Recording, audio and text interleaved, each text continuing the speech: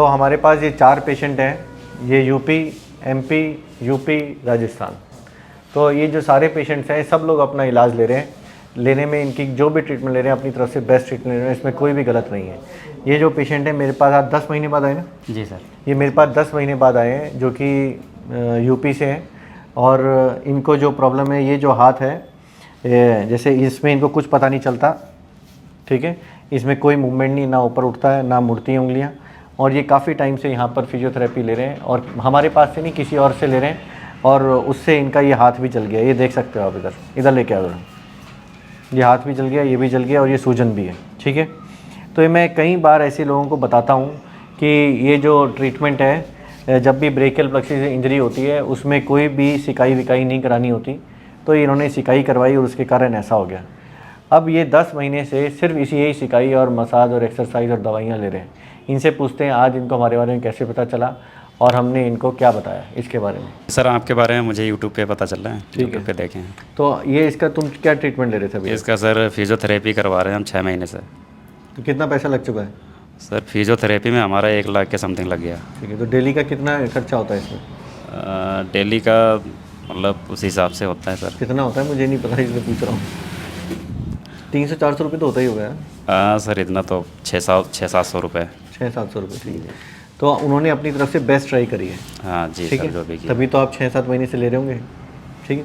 तो आपको उस ट्रीटमेंट में क्या कमी लगी जो आप आज हमारे पास आ रहे हो? कमी सर मुझे ये लगी कि मतलब हमारा इम्प्रूवमेंट अब आगे नहीं बढ़ रहा, बिल्कुल आगे नहीं बढ़ रहा ये जी। ठीक तो है। मुझे लगा कि अब सर को हमें दिखाना चाहिए, आपके बारे में पता चला मुझे यूट्यूब पे, ठीक है। तो आज हम मतलब आपके पास अब आए। अगर मान लो तुम डे 1 पे हमारे पास आते हो और हम कहते हैं कि हम इसका ऑपरेशन करेंगे और उसके अलावा हमारे पास कोई जरिया नहीं है, और एक तरफ एक्सरसाइज वाले बोल रहे हैं कि भाई एक्सरसाइज से हम ठीक कर देंगे, तो आपका रुख किस साइड होगा, एक्सरसाइज की साइड या ऑपरेशन की साइड? तो सर मतलब वैसे तो देखा जाए तो हम एक्सरसाइज की तरफ होगा जी। ठीक है। जी। तो ये वीडियो इसलिए बनाया जा रहा है कि ये आदमी जो कि 10 महीने में 6 महीने से एक्सरसाइज के लिए, क्योंकि इनको ऐसा लग रहा है कि रिकवरी हो रही है, तो मैं इतने लोगों को जितनी वीडियो बनाए उसमें बताता हूँ कि जब ऐसी रिकवरी होती है तो ऐसी रिकवरी होती है। इन्होंने मुझे बताया कि सर मेरा ऑपरेशन के वो एक्सरसाइज के कारण हाथ ऐसे मुड़ने लग गया, मुड़ो, ठीक है। इन्होंने मुझे बताया सर मेरे एक्सरसाइज के कारण ये हाथ में थोड़ा बहुत मूवमेंट आने लगा, मुड़ो, ये इनका कहना है।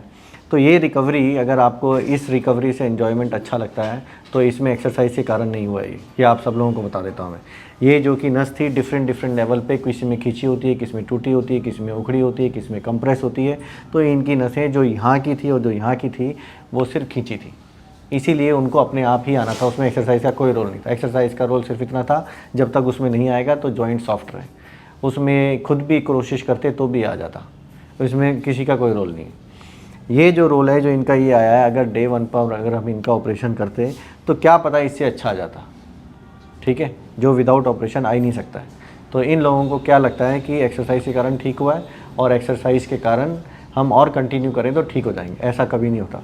ये डिपेंड करता है कि आपकी कौन सी वैरायटी की ब्रेकियल प्लेक्सिस इंजरी है। अगर वो बिल्कुल टूट के अलग हो चुकी है तो वो ज़िंदगी में आप विदाउट ऑपरेशन ठीक हो ही नहीं सकती, और अगर वो खींच के हुई है तो उसमें सिर्फ अपने आप ही उसको आना है, उसमें आप दवाइयाँ और एक्सरसाइज का सिर्फ इतना रोल है कि भैया जब तक नहीं आ रही है तब तक थोड़ा सा कुछ खा लो और हमारा टाइम बाई हो जाए, बस। तो इनके द्वारा ये बताना चाहता हूँ जो मैंने बताया। सर ये इसमें क्या गलत लगता है आपको, बता सकते हो? अगर लगता है नहीं, गलत कुछ भी गलत नहीं लगता तो सर, सही भी बता मुझे देना। कुछ भी गलत नहीं लगता सर, बिल्कुल सही बोल रहे हैं एकदम। और जैसा कि मैंने देखा 6 महीने में जो भी आया 1-2% आया, अगर तो 1-2% में हमारा कुछ नहीं होने वाला है। जब तक 50% भी नहीं आ रहा है तो मुझे लगता है कि मतलब जो सर बोल रहे हैं बिल्कुल सही है।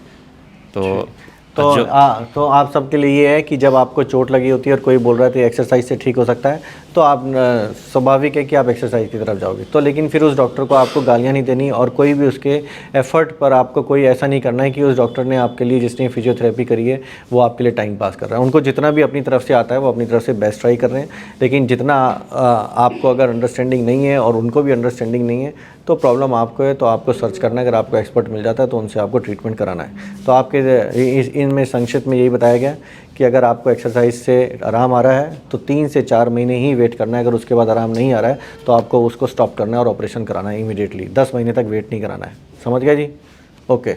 नमस्कार दोस्तों, Mittal hand micro surgery centre में आपका स्वागत है। ये वीडियो के माध्यम से हम आपको बताएंगे कि अगर आप डॉक्टर अमित मित्तल को जयपुर आकर दिखाना चाहते हैं तो आप हमारे सेंटर पर कैसे आए। हमारा सेंटर जयपुर में है, जिसका एड्रेस 121 122 SR कॉम्प्लेक्स, टैगोर नगर चौराहा, DCM रोड, जयपुर, राजस्थान है। यदि आप किसी बस द्वारा आते हैं तो आपका depot Sindhi camp bus station होगा, जिसकी दूरी हमारे हॉस्पिटल से 20 मिनट्स 8.4 किलोमीटर है। यदि आप किसी रेल द्वारा आते हैं तो आपका स्टेशन जयपुर जंक्शन स्टेशन होगा, जिसकी दूरी हमारे हॉस्पिटल से 14 मिनट्स 7.4 किलोमीटर है। यदि आप प्लेन के माध्यम से आते हैं तो एयरपोर्ट से हमारे हॉस्पिटल की दूरी 9.5 km है। सभी प्लेटफॉर्म पर आपको टैक्सी, बाइक आदि की सुविधा मिल जाएगी, जैसे ओला, उबेर या लोकल टैक्सी। उसके माध्यम से आप यहां आ सकते हैं। अगर फिर भी आपको किसी प्रकार की समस्या आ रही है तो आप हमारे दिए गए हेल्पलाइन नंबर संपर्क कर सकते हैं, या आप गूगल पर डॉक्टर अमित मित्तल डाल के लोकेशन प्राप्त कर सकते हैं।